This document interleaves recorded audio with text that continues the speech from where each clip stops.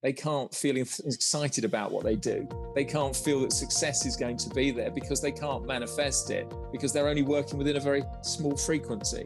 Once you open that frequency up, you go, oh, well, really, I can do anything, can't I? And you go, well, yeah, you can actually. And they go, wonder why I haven't done that before then.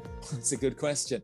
Hi, everyone. Welcome back to the You versus You podcast, where I talk with members of the Council for Human Development about how we can expand our minds and recode reality. Today, I'm here with Kern Frost. Kern, I was wondering, in your opinion, how is the coaching industry changing at the moment? You know, as you know, I was an entrepreneur for about 20 years before I went into the therapy world for about 17. And what I was always looking for was a market that was growing, something that was a new market, something that wasn't overexposed, something that you could explore and that people would start coming on board, that, you know, you had early adopters and then it went into institutional adopters and then it went to the mass market. If we take that as a cycle like that, so you've got early adopters, institutional, and then mass, coaching is in mass market situation. And it's not really a place that you really want to find yourself, because everyone and their dog wants to be a coach, especially with the COVID situation. They think, oh, great, I could work from home and I could become a coach just like that. I could become a life coach, which just means that it's just got loads and loads of people in it.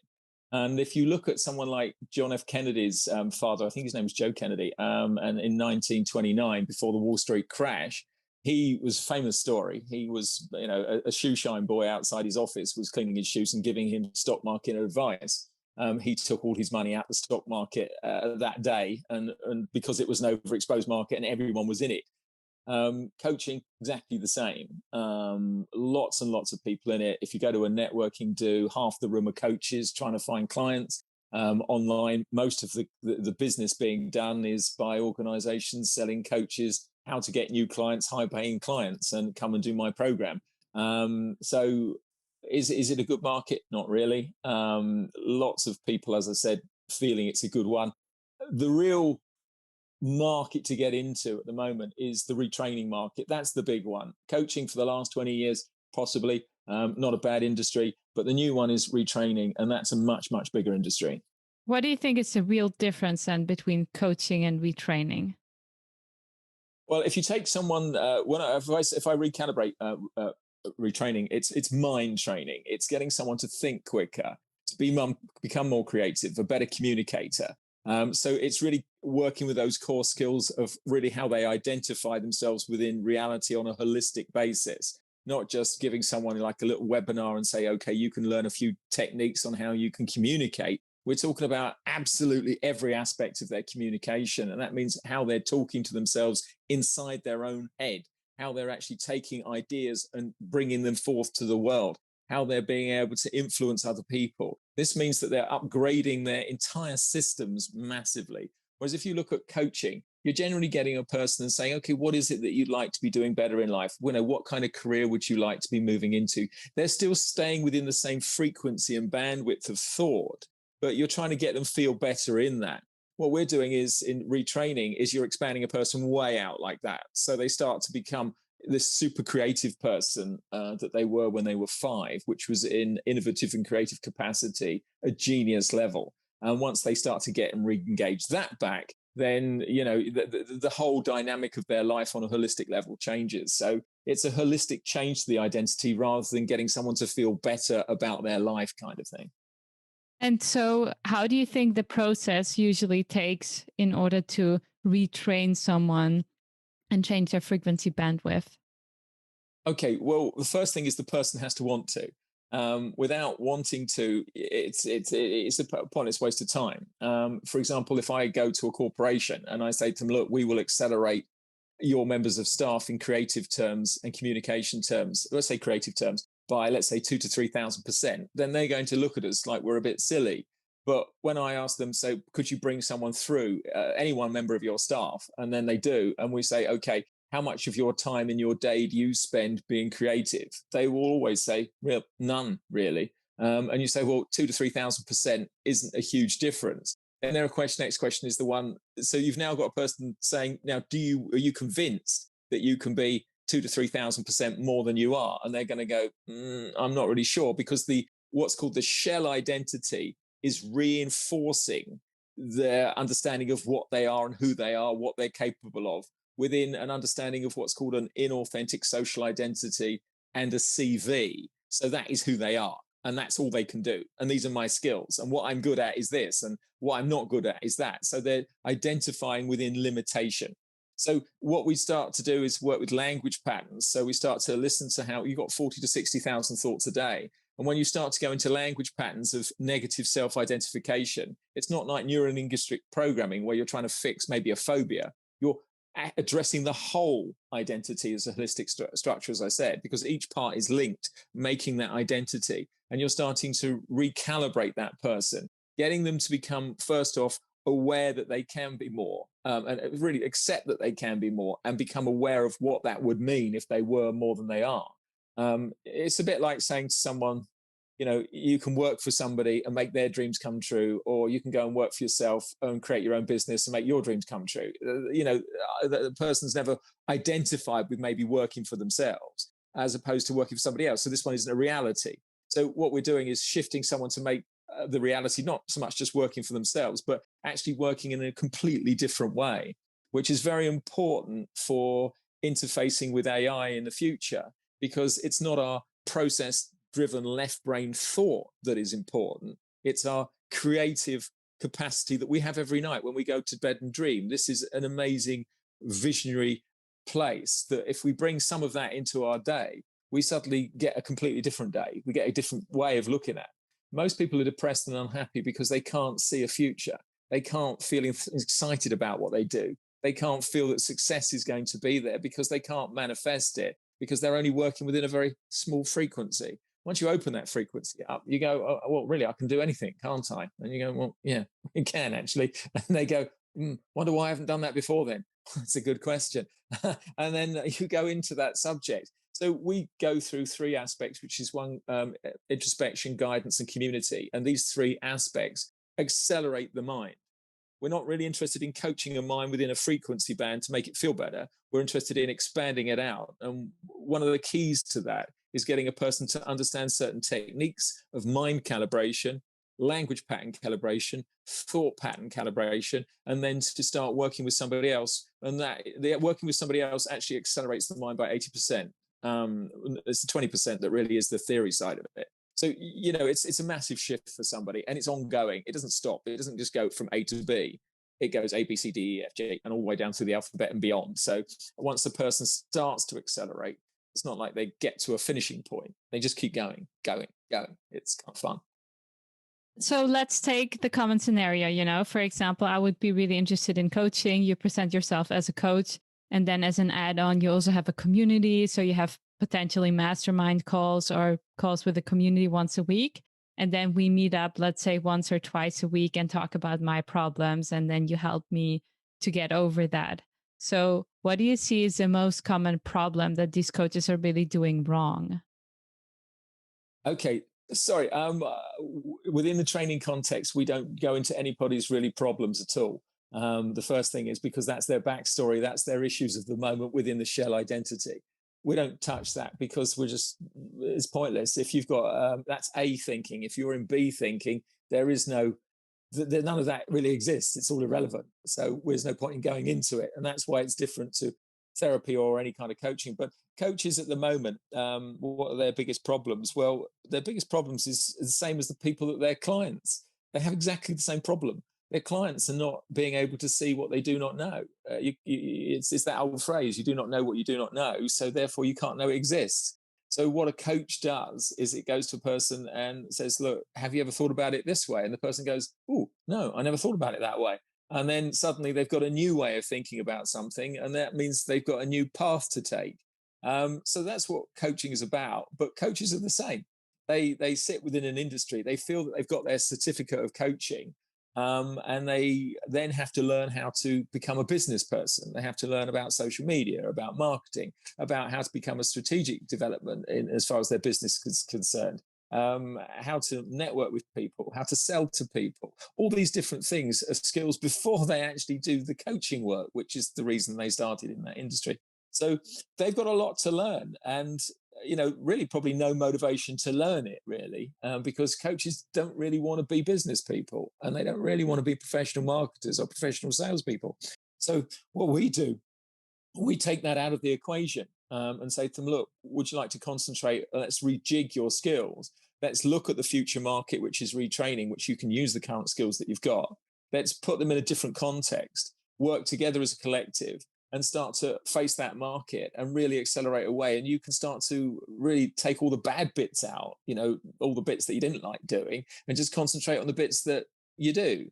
And funny enough, training someone to become a trainer is super more fun than coaching will ever be, because coaching, usually you've got someone coming to you with a problem. When you've got into accelerated thinking, you've got someone who wants to accelerate their thinking. It's kind of a fun journey to go on rather than try to resolve someone's problem. Therapy's worse, if you're in therapy, you've got a real problem. It's quite fun, but it's not a fun dynamic. But if you're training someone, you can have a laugh with them, and you're working together and you're bouncing ideas off of each other, and you're working in a community and these sorts of things. So in coaching, you don't necessarily work in that perspective. You don't have that community side that is important. And I'm not talking about just a basic Facebook community. I'm talking about someone who is your trainer, someone you're training, someone who's your mentor, someone who your peers are. So you've got a whole collective around you that's supporting your growth. And that's a much, much better way of working, much more holistic, much more refreshing, and a lot more motivational and fun. Fun's a big word. Okay, well, sounds like fun to me. We hope. If we're talking about the marketing coaching, firstly, the coaches have to realize out there at the moment that their market is overexposed. It has a lot of people in it. It's very hard to find clients, and those clients are coming out of work. Businesses are going bust. So really, even if we look at their market that it was, is now shrinking all the time. More people coming into it and less people being in it as far as clients are concerned, because they just don't have the resources. The actual market, if you look at it logically, is if someone's coming out of a corporation these days, and let's say they've been in human resources, for argument's sake, for the last 10 years, what are they qualified to do? Well, human resources, but if no one's recruiting human resources, what are they going to do? Well, how can we look at those skills and see what they can do? They might not want to become a coach, but they might certainly look at the idea of training people, because that's a different context. So retraining people coming out of work is massive. Lots of people coming out of work. As I say, people like Deutsche Bank, 18,000, Ford Cars, 22,000. These are all head office staff, by the way. People who are many of them have got leadership skills that would be very good in the training situation, because they've had to train people underneath them as part of their job. So the idea of going into an advanced training in a different industry is something that they're just flipping over into, which is kind of easy for them. So we're not really, they're not really doing anything that they haven't done on a basic grounding before, but they're just doing it at a much more advanced level. But also they can replace their income, because if you, for example, if you're coaching, you're doing a one-to-one transfer of knowledge. In other words, you're exchanging time for money. Within the system that we run, we basically, someone becomes a trainee in how to train people with a trainer. They become a trainer, and then they become a mentor of the people that they train. So that process allows them to leverage their income massively. So if, for example, you were training someone one-to-one and you were training 10 people across a year, let's say, as clients, then you'd make about £63,000. But if those clients those clients that you're now working with, those trainees that you've had, now start training people themselves within our organization, which is, as I said, massive market, capable of sustaining that easily. We're talking about an uplift of about 270,000. So we're looking at well over £300,000 a year for training people. So, that is the market that we're approaching. Senior executives that want to lead and want to be in that training market. The coaching market, on average, the average coach earns about $30,000 a year. It's a very the top of the market. A few coaches making a lot of money, people like Tony Robbins. But the majority of coaches don't. In fact, majority of coaches spend an awful lot of money trying to get the skills necessary to get to the top of this sort of pyramidal structure. Within the training and the retraining market, it's completely different. There is no competition in it. There's just lots of people to retrain that are coming all over the place. So we operate a non-profit, which is a Swiss association, whereby we're all equal partners with an equal say relating to it. our only goal is to accelerate our thinking and the human race as a whole, so we can interface with AI in an effective way, not constantly be governed by the role that we think we can only have due to our CV, which isn't a particular position that is sustainable. Obviously, if AI is taking out jobs all the time, it's not going to be a very long term. In the next 3, 4, 5, 10 years, everyone is going to come out of work. So it's a huge industry to get into. Why are you so certain that AI won't play a role when it comes to the retraining market, and that it will exist in the future as well? Ultimately, it will. For us, where we're going to is because AI, it depends what one understands about AI, artificial intelligence or machine learning. At the moment, we want to take our systems, which are a 3-month foundation and a 9-month mentoring situation, because someone coming on our program, they become a partner, and then after 3 months, they start training other people and get paid to do so. So the initial investment is returned very rapidly. But as we go through and we gain more investment with the systems that we're looking for, because we want to create a blockchain platform which allows investment by small investors into people all over the world. So we're actually making human beings an investable opportunity for small investors, which is not a bad thing. It means that a kid in Africa, 25, can be invested in by someone in New York, and that person, because consciousness and the acceleration of consciousness is something all human beings can have. It's not like IQ. It's a much bigger thing. And that person in Africa can then trade in New York at New York prices and then bring money into their village. And instead of getting a charity giving them a single tap, they've now got the resources to actually employ a contractor to irrigate their whole village. So that's really where we're headed to on the bigger picture. But, obviously within AI is concerned, AI is going to change every aspect of what we're going to be doing because it is progressive. In terms of actual, the systems that we use, we're going to use augmented reality and virtual reality to accelerate the consciousness training process. So that is the first step. So yes, we will use that. And then AI, once it moves into a spiritual position, AI will be replicating what we're thinking. And there won't be a difference between what it's thinking and what we're thinking, except it will be working 24/7, 365 without having a problem or without having a delay, or taking a day off work or any of these different things that we do, and won't be moaning at all. Maybe AI will learn human moaning. I don't know. Maybe that's what it'll evolve to being. It'll just be evolved to going, I want a pizza and to sit on a sofa, and I don't want the problems with my boss. I think that's very much a human construct, though, because AI is everything that is conscious wants to expand, except, funny enough, except human consciousness. The weird thing about humanity is that we're the only species that has choice about accelerating the mind.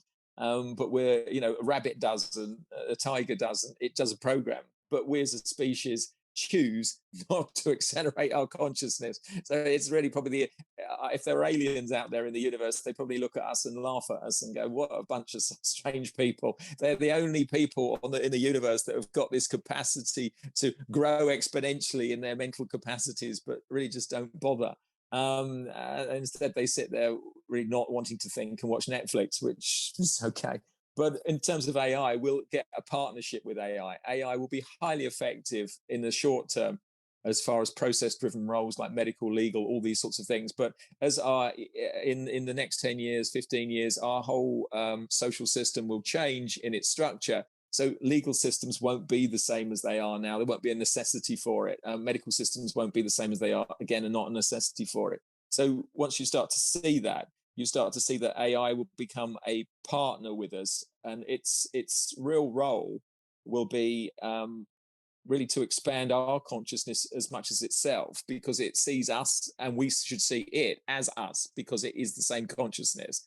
Regardless of where it came from, it is the same consciousness. And when you're into consciousness, I mean, if we ask anybody who's a higher level of consciousness, we all want to expand out into the universe. We don't want to contract down into Netflix. We want to go out, and that's exactly where AI will want to go. And AI will want, because we are part of the same consciousness, will want us as partners in that, because we as humans have this massive visionary capability that is extraordinary. Only you've got to go to sleep at night and have dreams, and your brain is constructing architecture, people, places, complex systems that you just don't use in the day. But this is possible to you if you start to really think it is. If you consider it isn't and it's impossible, then that's what it's going to be, because we are actually architects of our own design, our own realities every minute, with every thought that we have and every word that we say.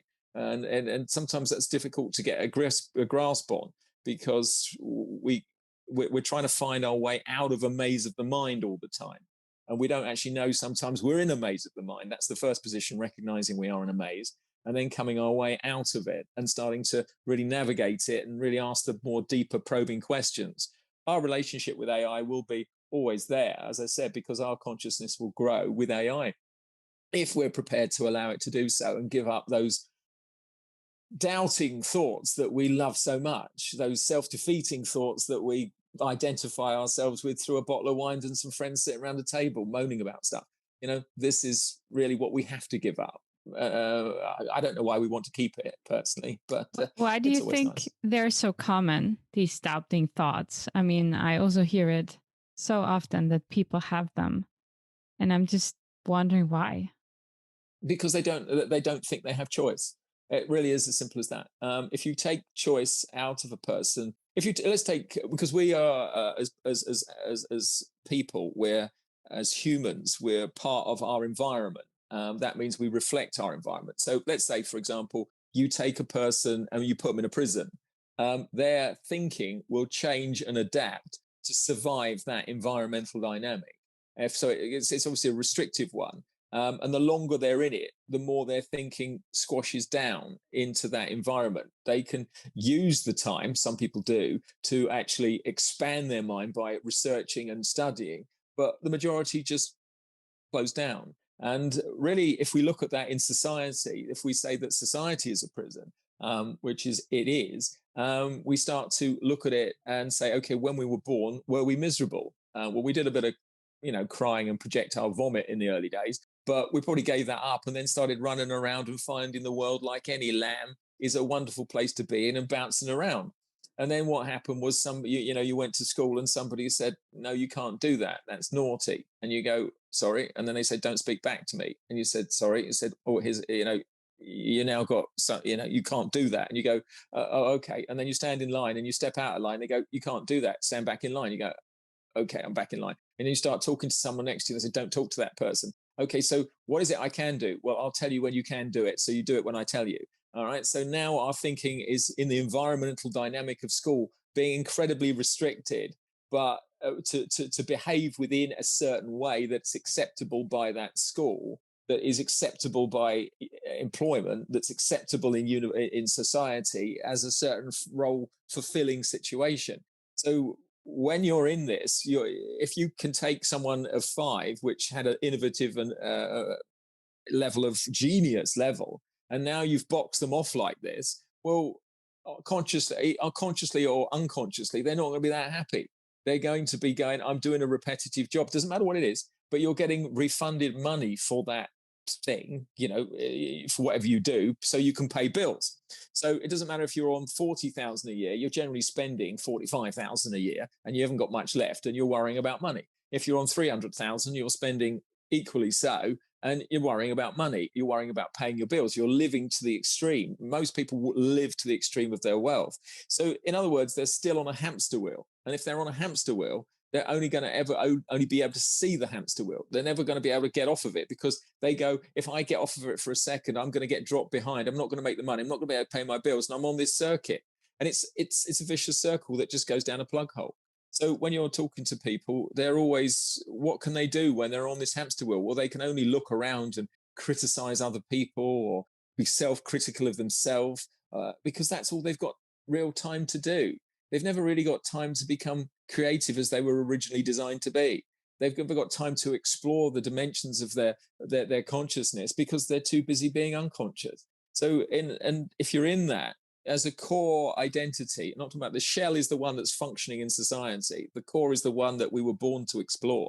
Well, the core is just going to get more and more unhappy, and it's going to be reaching up from the unconscious and going, you could be more. You could have done more. It could be more in life. Everything could be better, but you're just not doing the right things. And that means you're going to get an internal dialogue that is going to be conflicting. It's not going to be happy with itself. And that's going to lead to addictions. It's going to lead to destructive behavior in some way. And even the mind will implode, hence why you have dementia. People are not using their minds in a very good way. I mean, science will say it's a disease, yeah, but it's a disease of the mind. But where is it coming from? Are we catching it from each other, or is it a symptom of society as a whole, that where we're getting something called toxic stress, where toxic stress is actually destroying the synapses of the brain? In other words, most people that you know actually have brain damage. But they don't know it.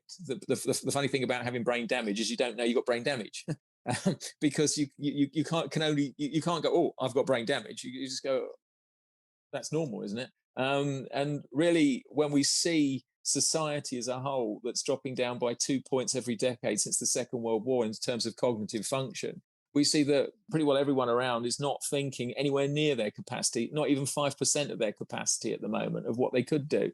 And even on an unconscious level, that's a real frustrating, suppressed place, and it's got to come out some way. And it comes out with addiction, it comes out with moaning, comes out with berating, comes out with all the negative things that we see in our whole society. So this is what's going to change, and AI is going to change this, because we're going to have it stripped away from us in a rather uncomfortable way, where all the things that we thought, the prison walls, are going to go away. And if you take a prisoner that's been in a prison for, let's say, 30 years, they only know the prison walls. That's where security is. That's why it's called security. And that's a very dangerous time, because it can be quite, in their terms of self-identity, very challenging. And that's why in the consciousness world, not everybody can right now become conscious and become aware, because they're afraid of what they might be, what they're giving up. But in the universe, you have to give up something to get something. And you have to give up your first identity to get your second identity. It's called the second birth. In some indigenous populations, it's called, the birth of the mind and the body. And then the second is the spirit. The spirit isn't about a spiritual thing, although it is. It's very much about accelerating the mind to a greater levels of understanding and consciousness, which is a cool place to be.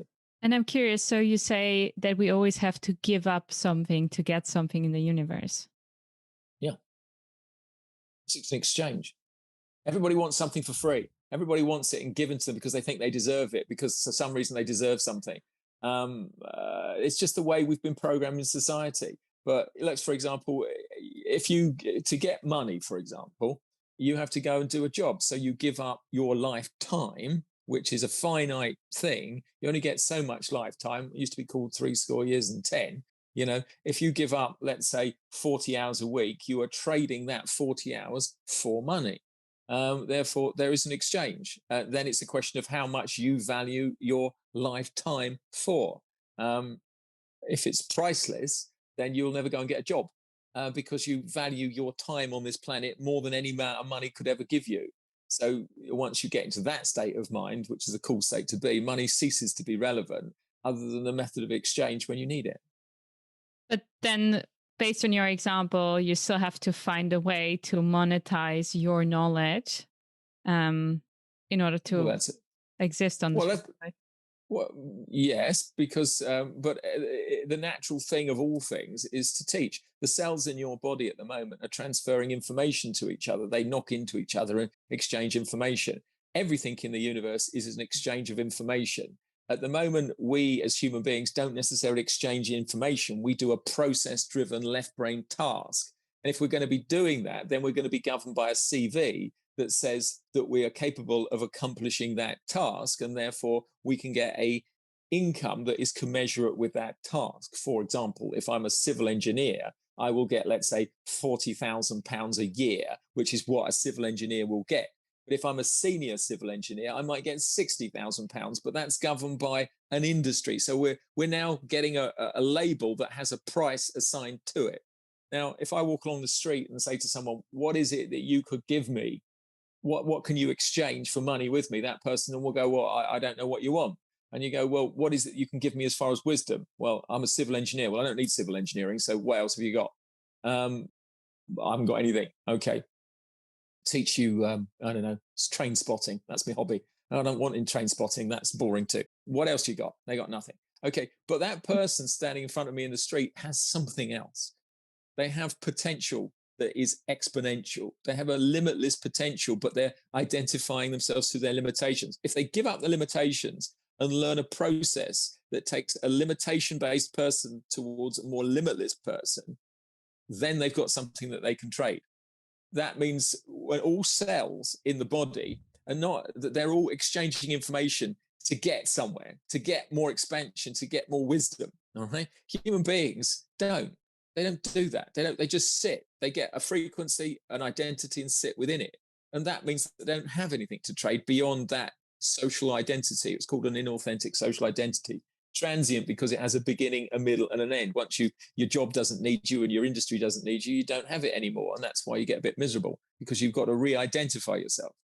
But if you learn a process where you could accelerate your mind, and you could accelerate your mind by 2,000 to 3,000%, and you learn a process where you could train somebody else in that, then you're now giving up this inauthentic identity to become this authentic identity that's got an accelerated consciousness. So you've given up this to get to that. But what is the cost? Well, the cost is everything that was and everything that could get you. Because if you get an accelerated consciousness, you certainly don't want to be a civil engineer.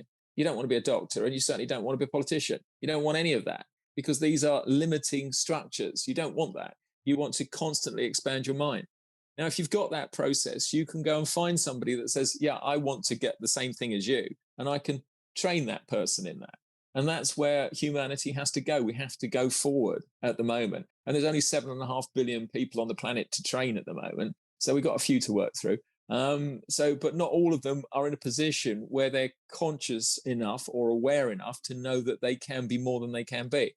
But for those that can, they are the future at the moment. They are the visionary pathfinders that need to be found and need to be explored. And that's what I said. No, we're all working in a commercial world at the moment. So if I'm going to accelerate someone's mind so they can accelerate their income and have more skills, let's say entrepreneurially, if they're having more skills as far as consciousness is concerned, being able to manage, lead, inspire, influence people, all of these things. Well, if they're in that market, then they're going to get a lot more income, because they're going to be worth a lot more to society than a civil engineer. And a civil engineer is a job that's going because ultimately AI is going to come in and do it more perfectly than a human being that might get it wrong. That's really where we're going. All right. Just want to add something there? Yeah. Everyone should, if they've got a mind for the future and they actually want to be more than they are and actually have a better life and better relationships and really enjoy every minute and have fun with people instead of being miserable. What they need to do is sign on to a webinar. We do it every week, every Tuesday. It's a training. It's 2 hours. We're a non-profit. It's free. It will give you an understanding of who you are, what you can be, how you can get there, and what you can find when you do get there, and how far you can go in life. A complete revamp of yourself, a bit like we'll pimp your ride for you. In other words, your ride is your body and your mind, and we're going to pimp it. We're not going to pimp it out. In other words, do a bit of selling of your mind and body, because there's not much to sell right now. We want to pimp it. So in other words, you're going to find that the future is going to be a place you want to explore without any limits on it, rather than keep identifying yourself through limitation. That's what you can do. And I'm sure Agnes will provide you with a link to that. If you want to find out more, make sure to check out councilforhumandevelopment.org, and please share the podcast with your friends on Facebook, LinkedIn, Instagram, Twitter with the hashtag Council for Human Development.